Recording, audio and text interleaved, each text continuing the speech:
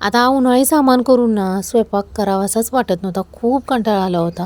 8 वाजले तरी आमचा स्वयंपाकाची तयारी नव्हती. घरामध्ये तर ना तर स्वयंपाक करावासाच वाटत नव्हता. काही गरमी घरामध्ये होती ना, फॅन वगैरे चालू होते बरं का. घरात स्वयंपाक करावासाच वाटत नव्हता आणि आम्ही उन्हाळी सामान बऱ्यापैकी चुलीवरतीच केलेलं आहे ना, तर मग तिथं सरपण वगैरे तिथं ऑलरेडी होतंच. तर म्हटलं आता आपण मस्त दूध, भाकरी, ठेचा आणि रताळी शिजवलेलीच होती. तर म्हटलं दूध भाकरी आणि चुलीवरच्या भाकरी आज खाव्या.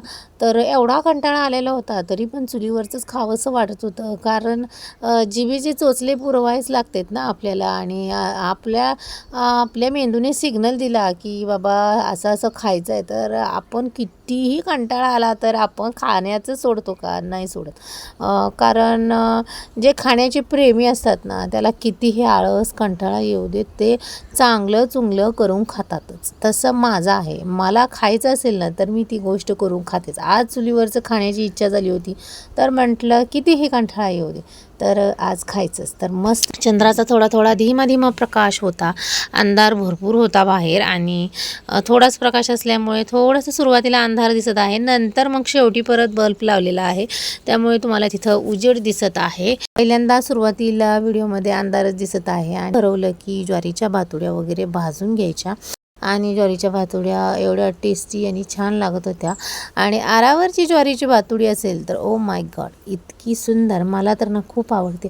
आणि ज्वारीच्या भातुड्या करायचं म्हटलं तर खूप कष्ट आहे, एवढं सोपं नाही इथे. आणि जेवढी आपण चांगली मेहनत ह्या भातुड्यासाठी घेतो ना तर खूप छान होतात.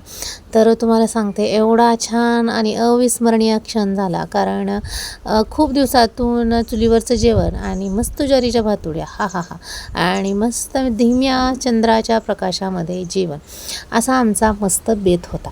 तर तुम्हाला सांगते थोडीशी जास्तच जेवण गेलं बरं का, थोडीशी जास्तच भाकरी केली. कारण का म्हणजे एवढा कंटाळा येऊन सुद्धा एवढं सगळं आम्ही केलं आणि मस्त वाटलं. आणि आई पण आलेली होती त्यामुळे तर मग काय हेल्प तिची झालीच.